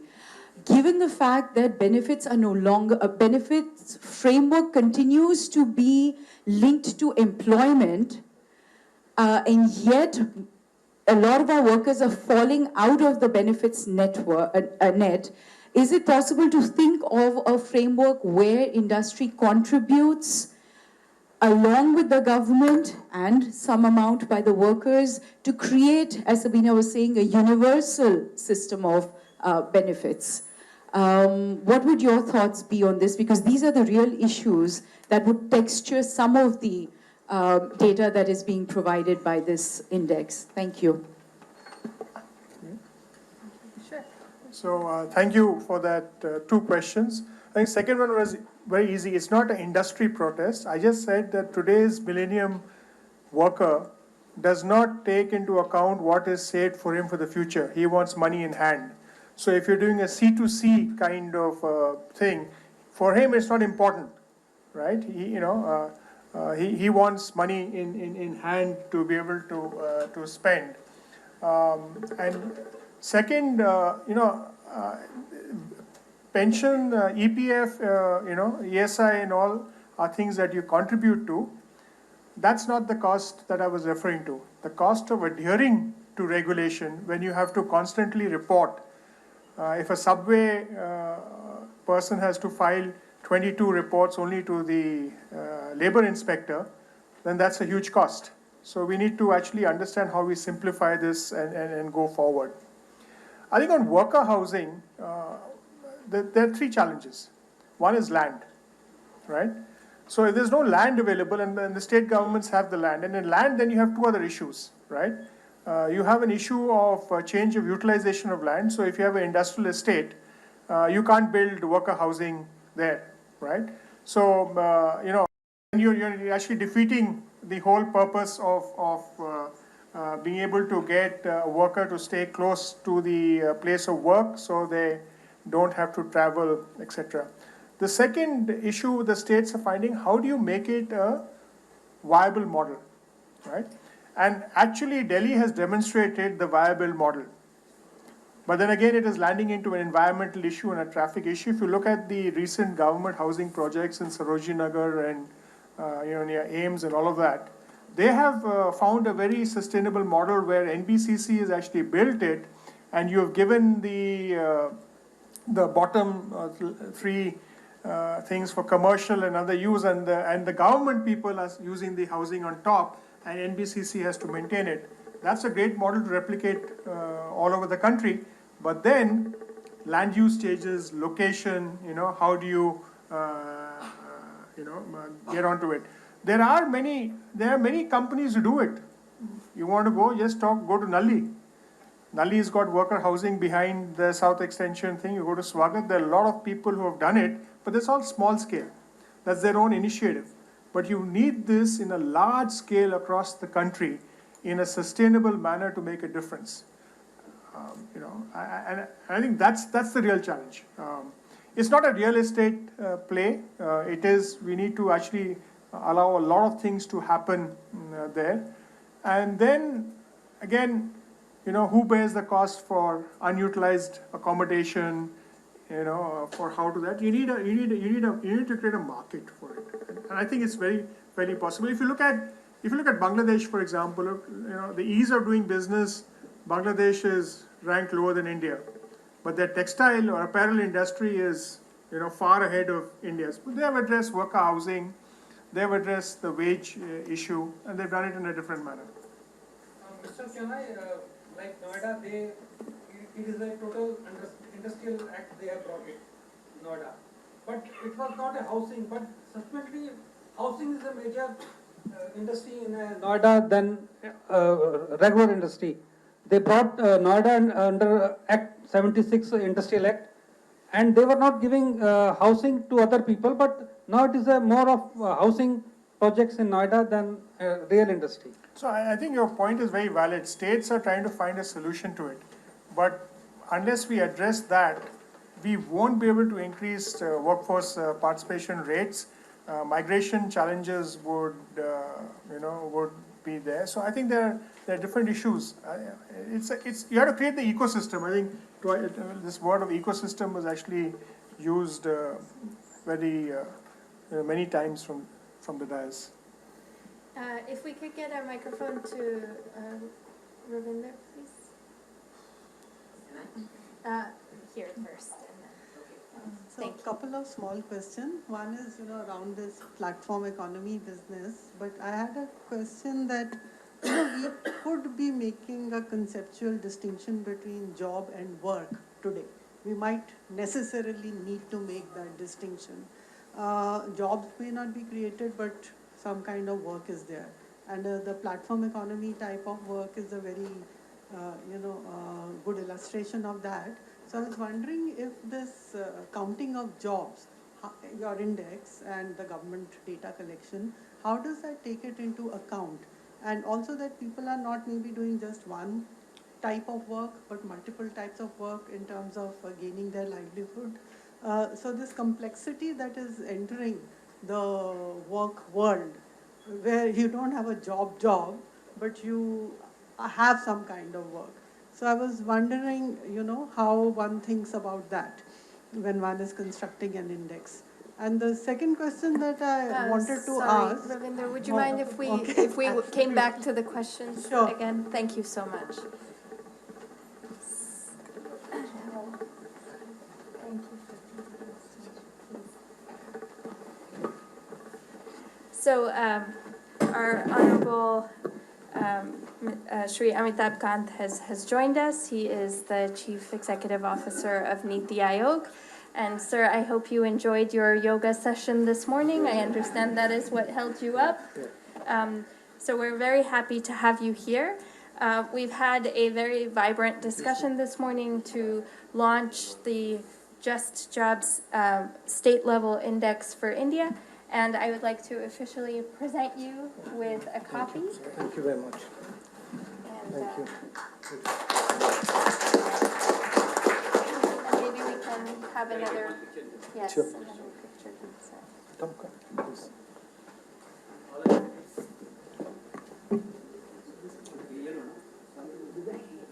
Yeah, no, it's here.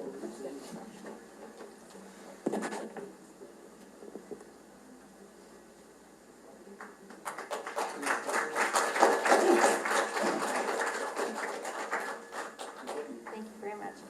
And so, sir, we've also, I would like to just take a minute to show you our, Mahip, can you please, that in the interest of, so the idea behind the generation of this index is for us to really have, is for us to create a tool that is available to policymakers to really have a systematic and regular assessment of the quantity and quality of jobs around the country, given the import of this issue.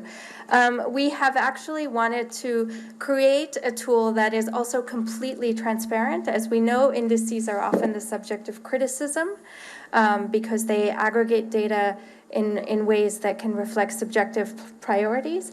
And so we've actually ranked all of our dimensions equally, and we've created a data dashboard here that actually allows us to make all of the data available, that actually allows the user to change the ranks on the index. So if we, for example, go to the Explore Your Index section, go to the launch of the weight adjuster, we can actually, right now you can see that all of the different dimensions of the index are weighted equally. We can actually change the weights according to our will. So if I just reduce these and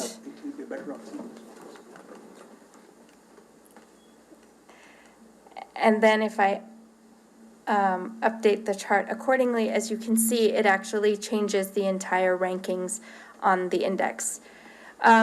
So we wanted you to please be the one to come and launch our report, as well as for you to please share your insights on this data dashboard that we've made available, to make data available and transparent, and to be able to use these rankings to inspire action on part of policymakers to create more and better jobs. So thank you so much for being here, and we look forward to your remarks. Thanks.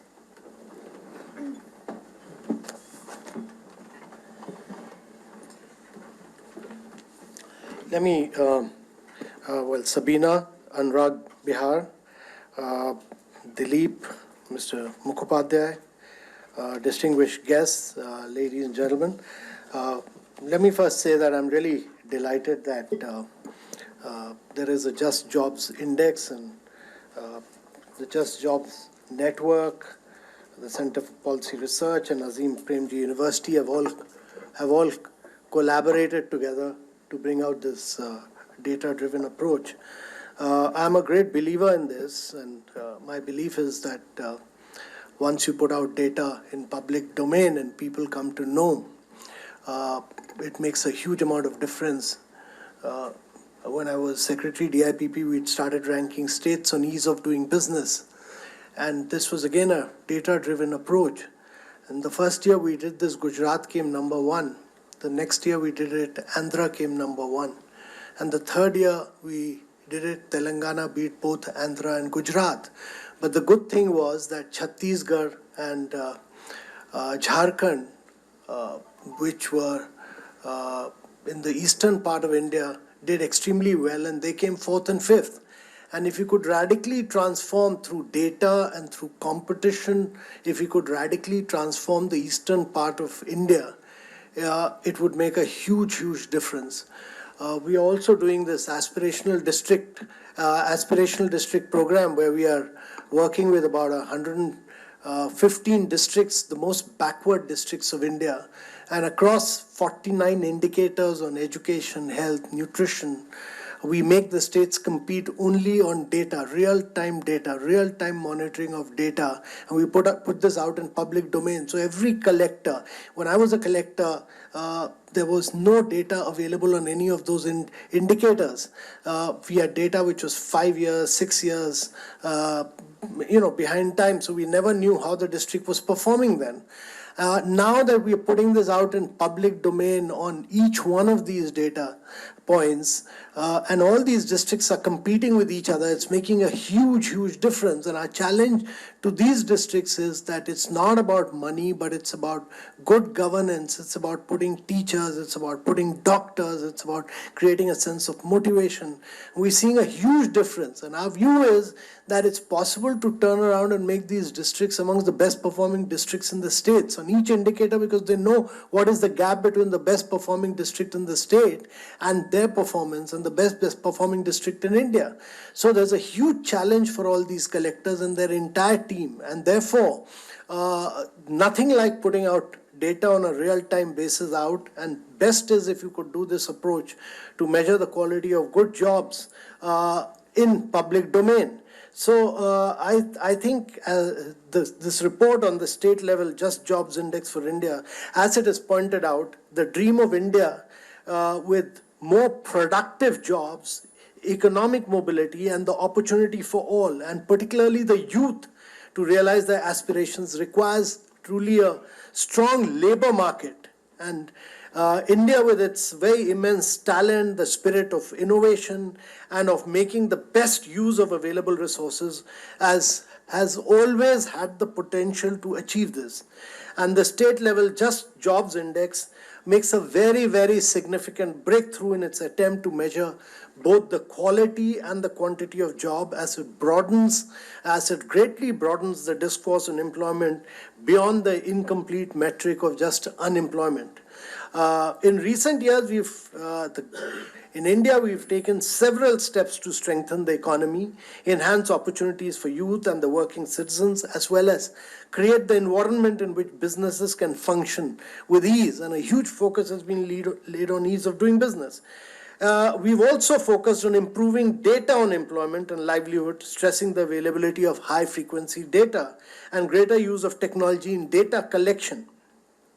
So the finding of the report on state-level Just Jobs Index for India across states suggests that states that perform better on the gender equality dimension are also associated with a better overall score on the index.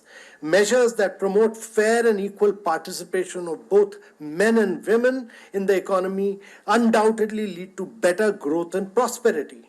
And I would also like to stress some points that can be transformative in ensuring better productivity and aligned incomes and help youths to realize their aspirations. And my first view is that revitalizing education skill development with a focus on skills for the future is critical. Introducing aptitude-based learning, STEM learning for girls, training in automation, cloud computing, artificial intelligence, data analytics, and blockchain engineering, all these are critical, and this is important. We also need to focus on building transferable skills such as problem solving, confidence building, communication, and digital literacy. All these are critical. The softer element of education is very critical. Secondly, there has to be a focus on hands-on training. We need to focus greatly on mentoring, job shadowing, and apprenticeships, and give the youth hands-on learning and role models. We need also to introduce more flexibility in learning through online and app-based vocational training and education, and through providing mobile training facilities for persons living in remote areas. I think there's also a need to promote Digital India for entrepreneurship development. because there's a huge digitization that is taking place across the government. If you look at GST, totally digital. If you look at Ayushman Bharat, 500 million Indians being insured, which is bigger than the population of USA, Europe, and Mexico put together. Totally paperless, cashless, digital. If you look at income tax, direct tax, 99% of Indians are paying direct tax online, and it's all digital. So the government is working on massively improving rural road and digital connectivity so that the youth from the villages are able to set up their own ventures and become job creators rather than job seekers, and pushing them into startup movement. I think also there is a need to harness technology for more and better opportunities for employment. Technology-enabled platforms. You look at Uber, Ola, Swiggy, Zomato, Urban Clap, etc. They've all brought in a revolution of sorts in the employment scenario in the country. This is a gig economy, and a lot of employment across the world is taking place in these areas, in these startups. And more people, particularly the youth, have the opportunity to be a part of these startups and change their life stories. And such technology-enabled platforms also have the potential to include greater number of women who can opt for work from very remote locations, or work that give them more flexibility to balance their responsibilities. Interestingly, such platforms can also disadvantage, they also provide a huge opportunity for people from different regions of the country to push. They provide a massive opportunity to people from different regions of the country, particularly in Tier 2 and Tier 3 cities. Then there are sectors with growing potential for job creation. Apparel, textiles, leather, tourism, hospitality, and construction continue to have potential for job creation. And these need to be further expanded. We need to keep expanding skill training in these sectors. I feel that each region and each state in India has its unique potential, and that it can be harnessed in innovative ways. Each one of our states has great potential to expand tourism and improve the quality of experience for tourists. Tourism needs to cater differently to different segments of tourists. I think there's massive opportunity in this sector. Then there is a need to establish better market linkages and sustainable enterprises. Linkage to formal sources of credit has significantly increased the number of entrepreneurs in India. I wanted to give you the example of what we are trying to do through the Atal Innovation Mission, because from class 6 onwards, over 3,500 schools, we've provided robots, 3D printers, Internet of Things to students, and we found these students becoming extremely innovative, and some path-breaking work has been done in these Atal Tinkering Labs. Our attempt has been to encourage entrepreneurship among school and college students.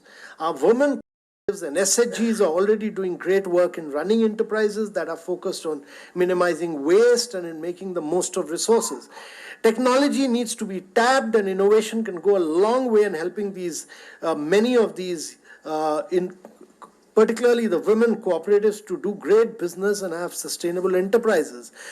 In Kerala, I had worked in the fisheries sector with traditional fishermen and fisherwomen, and there again, technology, beach level auctioning, bringing in new fishing crafts, fishing nets, outboard motors, opening their bank accounts had led to, they used to get just about 28% of the market price of fish, but technology and beach level auction led to it being raised to close to about 80%. Lastly, I want to make the point that there is a need to improve work-life balance and social security. Introduction of parental leave by startups. Zomato has recently introduced parental leave for both men and women, and other enterprises is a progressive measure that will encourage gender equality and lead more women to participate in employment.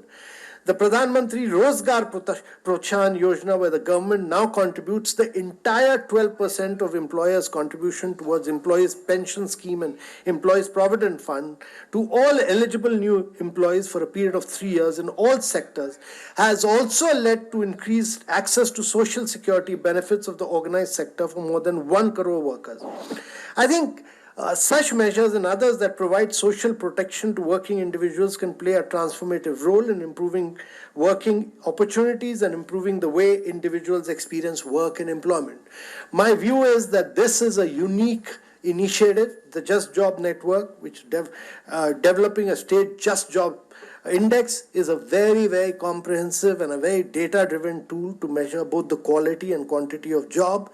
It's a first of its kind, and I greatly appreciate this, and I just wanted to take this opportunity to congratulate the Just Jobs Network, the Center for Policy Research, the Azim Premji University, because it truly broadens the discourse on employment beyond just looking at incomplete metrics of unemployment and delves into factors. And once you start ranking, you put this data in public domain, you start challenging the states, you start naming and shaming them, change happens.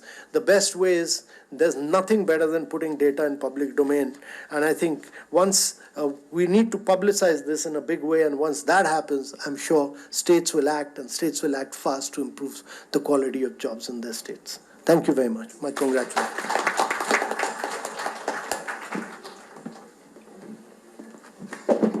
So now if I could just first apologize to those that still had questions, and Ravinder, particularly my apologies to you that your question was cut in the middle.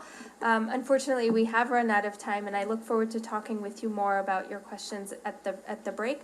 But I would like to very much thank Shri Amitabh Kant for coming here today, and Partho, if I may now turn to you to just re-deliver your closing remarks. But before that, if I can ask Mr. Kant, would you be willing to take a couple of questions from the audience? I think they should be responding. Whichever, if you have a few minutes, if Ravinder, if you, and... Maybe we could start yes. with Yeah. Ravinder. I remember a couple I of don't things. think my question was for Amitabh. It was for your team. So Yes. I was saying that, the whole distinction today between work and job. We may not have jobs, but people have to work, and their work. And this platform economy is a good illustration of that. And people doing multiple jobs for livelihoods. So my question was, how does the Just Jobs Index capture that type of work? Would it make a difference to how the states come out, etc. on that? So that was one question. It's a conceptual distinction, and whether one can take it into account. So the other thing was about the gender thing. I just wanted to know a little bit more. And the fact that Delhi's statistics are so disappointing, I have a hypothesis on that, but I think we'll discuss it in the roundtable later. Thank you. One, yes. Maybe, yes, The gentleman here in the pink shirt. Yes. Okay, and then. I was very happy to see that the data has also got, along with the quantitative, the qualitative aspects as well, talking about stories and other relevant, factors. I was just trying to see that how are we going to factor in future, the disappearing girl child, which impacts the, which eschews the gender ratio. That is my worry. And the second, of course, which has been dealt by Mr. Chenoy and many others, that when we talk about gender equality, we also need to take care of women, and the safety of women, which has been discussed again and again, has been an issue in the NCR, which is very worrying. And when we talk of the speaker who was talking before me, the worry is that the national capital of India, and that to the south part of it, has the lowest gender ratio. Haryana, which is close by, we see that it is, the figures that keep coming, they are actually not true. If they were to be true, then how is it that so many children are disappearing? And not only that, the rapes that are taking place, even for the girl child, it is very, very shocking. So in order to ensure that we create some kind of awareness, and, along with the collection of data, if we have a mechanism to create some kind of awareness so that these issues are taken care of. And another thing which we need to actually worry about is the neglect of the education of the women who are in the labor force. We see them every day. They are just roaming around. Thank you so much. Thank you. Thank you. I'll, Did you want to? given the, the last question there, and then we can close with some. Yeah, so my question to Amit sir, that as just you have mentioned that and illustrated that the, different technological platforms are creating a job in urban setting, but these are jobs are precarious in nature and need a creating, so I need a more articulation, because after down the line we have to see a security of youth, because currently we can romanticize about the nature of job that people are getting, but they are not a very much quality product actually. Thank you. No, I think we would need to close now. So let me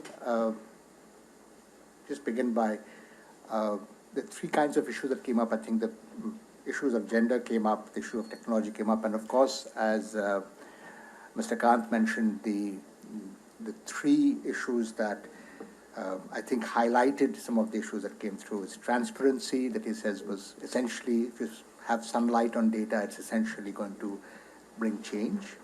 And he pointed out a number of examples, of course, where it has.